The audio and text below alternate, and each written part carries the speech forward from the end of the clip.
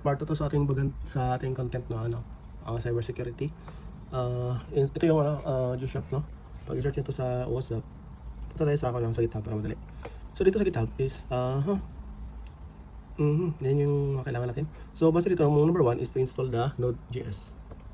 So pwede tayo sa ating command, sa ating Windows key, search lang ang PowerShell kasi may link ako mag-gamit ng PowerShell. Then as admin, then type the winget install Node.js. So meron lang ako mag-search ng mga gusto ko i-install. Then install nga siya ng Node.js. Yan na, ayun na. Yung kagandahan ngayon sa Microsoft Windows 11 Windows 10 kasi built-in sa kanila yung tinatawag na winget.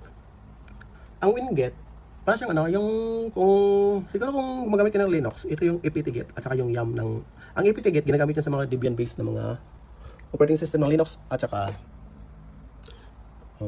ito katunod. Okay, Node installed. Alright. So ang winget is parang kinopya siya sa principle ng apt-get ng Debian based Linux distro at saka yung yum. So actually maraming tool ang Linux na halos kinopya ng Microsoft eh. Sige. Sana may natutunan kayo.